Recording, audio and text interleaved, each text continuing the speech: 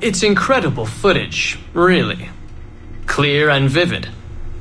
And the subject was synced for a full 62 minutes.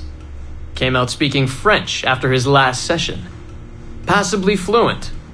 And with full recall of everything he'd gone through. Sorry I'm late. I was reviewing some data. It's fine. Warren was just telling me about his first subject, Mr. No names. Call him Subject 1. Confidentiality. And how about you, Eileen? What's your good news? Well, we did it. We synced with an unembedded memory outside the bloodline. That's a first. Really? Satish was able to process the audio today. A short clip. You can hear it for yourself. Only audio? No real-time memory feeds like Vidic has? Well, that's the difficulty with surrogate genetic memory data. Because I'm viewing memories not embedded in my own DNA, we can't rely on my cognitive faculties to help me process the signal. All we can do is record the raw data and transliterate it later. Hold on. You're running this experiment on yourself? I am. It's going well. I don't like the sound of that. Look, the sample I'm using, the DNA comes from my own son. It's safer this way. Ah, good thinking. 50% of my son's DNA is also mine, which reduces the danger by a huge margin. Meaning, I can now explore the memories of people who aren't directly related to me on his father's side. But for brief periods of time, I imagine. Right. Just a minute or two so far, but we're getting there. Come by the lab and listen for yourself. I will, when I have a moment. Unfortunately, work beckons. Ladies? That man is colder than a San Francisco summer. Stay focused, Eileen. You both have important work to do. Obviously.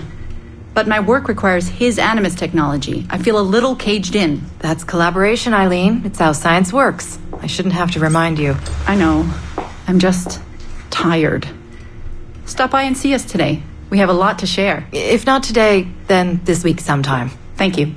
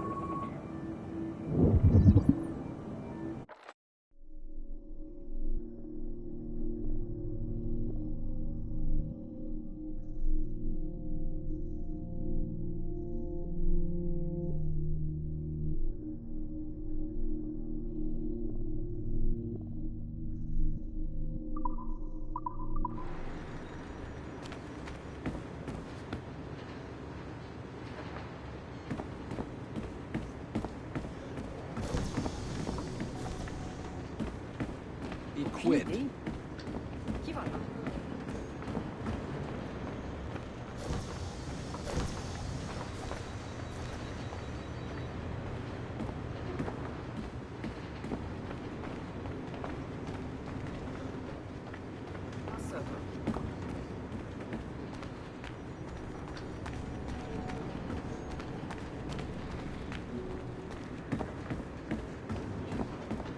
I remember the first time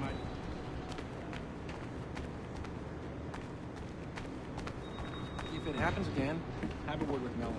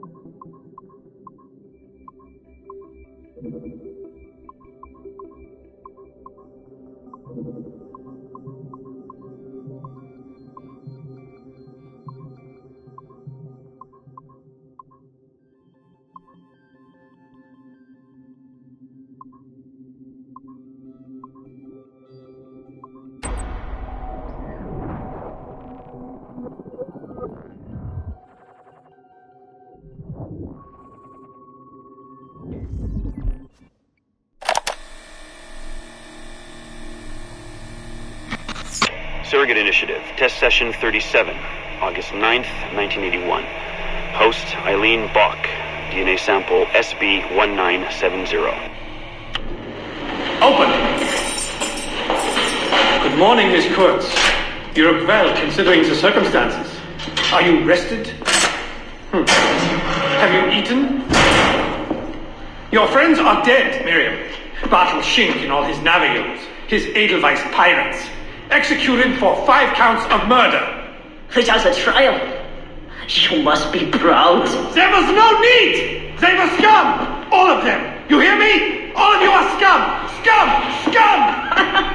I see it so clearly now. She didn't break, did they? You have nothing. Quiet, girl! You don't have the artifact. If you did, you wouldn't be talking to me at all. Never use lay seat. I said Never use lay seat. Never use lay seat. Never use.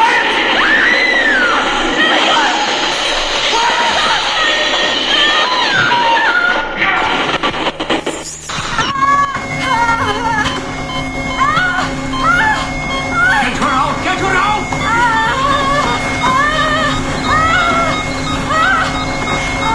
We're losing her! Shut it down! Everything!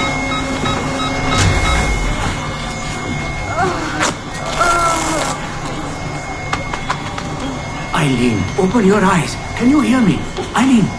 Eileen! Power's off! Get the position in here! Step aside, son! Eileen, talk to me. Can you open your eyes? Clear! Oh, God. No response.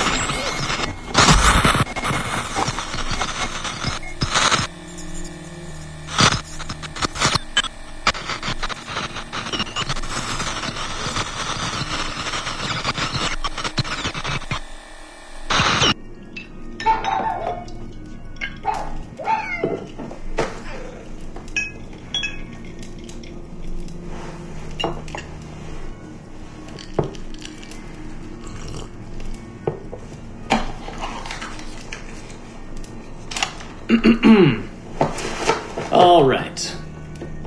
Notes towards a speech in honor of Dr. Eileen Bach's premature retirement. When I first learned of Dr. Bach's unfortunate accident, I couldn't help but feel a great sense of loss at... No.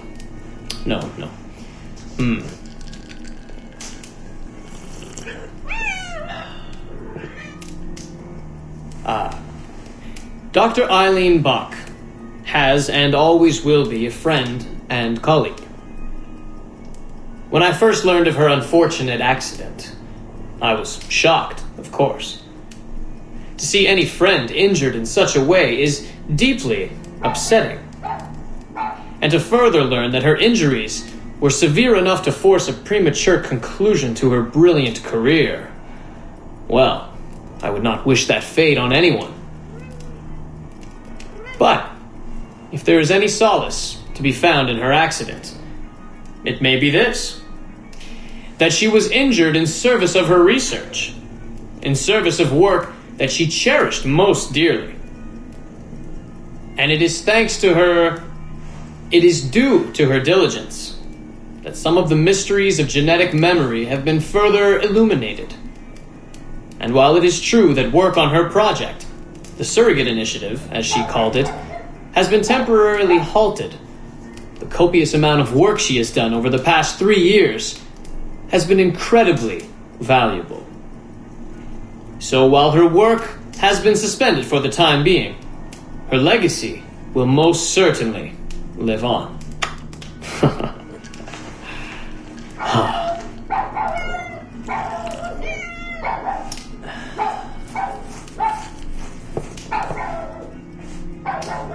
Quiet, Joan!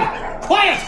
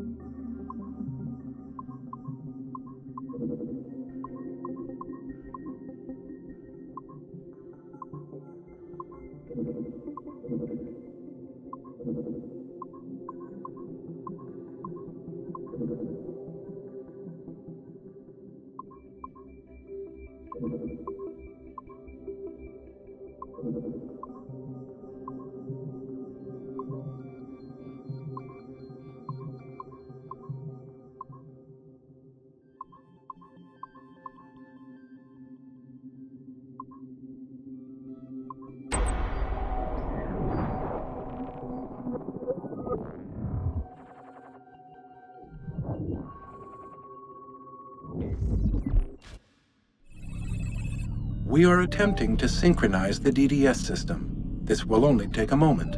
We are almost there. The DDS is now in sync. Thank you for your patience. We hope you enjoy your experience.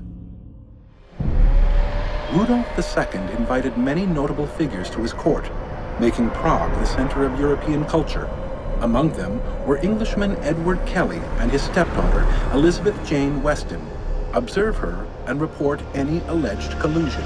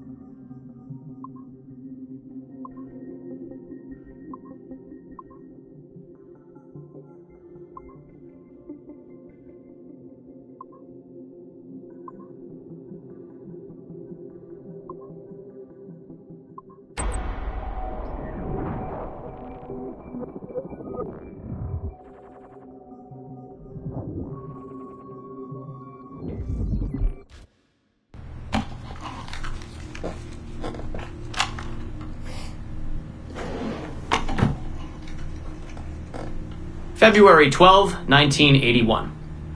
Qualitative personal interview with Subject 1 on ancestral research regarding Avalon de Grand Prix. How are you feeling?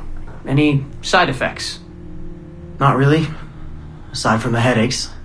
They've been worse since I started staying in longer. But I don't want to stop. I like her. I want to know what she does next. What's it like? Reliving her memories. So different. The Animus, I mean. The past. At first it was confusing. Distracting.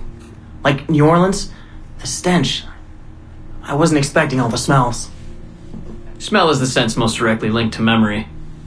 When I'm in her memories, it's like I can smell more than I usually can. In general, women have a more acute sense of smell than men do. I had wondered how that would translate. Anything else? Yeah. She's smaller than me, but it's like her body could do more. Did that surprise you? At first, yeah. The ERA people might hate me for this or whatever, but I don't usually think of girls that way. Climbing things. My mom, my sisters. The animal feeling of Aveline sinking her hidden blade into the throat of... Go on. It doesn't feel feminine. What I think of as feminine. But then at the same time it does. Her center of gravity is way lower. That was a surprise. How easy it is to land. How steady I am on her feet. Sorry. This is hard to talk about. No, it's fascinating. This is what we need. Pure experience, in your own words. Okay. Can you tell me about Gerald Blunk? What about him? He and Avalon were close, but we haven't been able to ascertain if he might be your missing ancestor. Do her memories suggest anything to you? Does this make you uncomfortable? Remember, these are her memories. You're just playing them back. It's not even acting. You're a researcher. Like you say, I haven't experienced her consummating anything. That would be... Anyway, I think maybe she was confused. Oh. Well, first of all, I don't really know for sure, okay? I mean, guys think about sex more than girls, right? That's a fact. As a researcher, what did you observe? Does it mean she's more like a guy if she thinks about... Is that why she's able to assassinate? Well, okay, here's the thing. I don't know her thoughts, but from what's in her memories, physically, the fidgeting, some hesitation, what she looked at, who she looked away from, the things she didn't say when I expected her to. If I had to guess what it meant, I would think she was thinking about sex. But I'm a guy, so I would think that, right? So what does it mean for women to act that way? It has to mean something else, right? As a subject, you're able to observe more finely than I am in review. What about unwanted attention from men? Well, I thought that would be the hardest thing to deal with. I'm not into that, for the record. Not at all. Yes, I know. But the way she dealt with it, it happens so often. It's like you stop noticing everything she does to avoid it. Crossing the street, eyes in the back of her head. She knew how to handle herself. When she was charming, felt kind of similar to killing. Or the build-up to killing. Can we take a break, Mr. Vidic? Of course.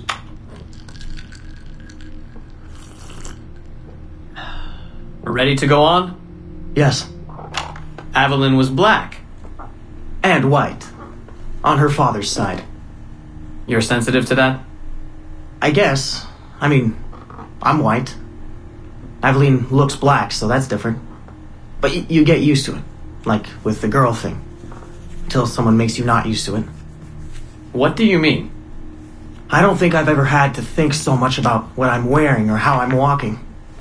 But Aveline, it's like she goes through her whole life in these uniforms. People expect her to behave in a certain way. Definitely. Sometimes I worry I'll slip up and play too relaxed at the warehouse and, I don't know, blow her cover. You can't blow her cover. I know. I'm just replaying the memories. I can't change them, I know. But I see it, right? It's a risk. It's... Stressful? Yes. It's best when she goes out as an assassin. On the roofs or in the bayou. I think she was more relaxed that way. Can you imagine? You're only relaxed when you're going to kill someone. Let's stick to memories rather than imagination. What about the slaves?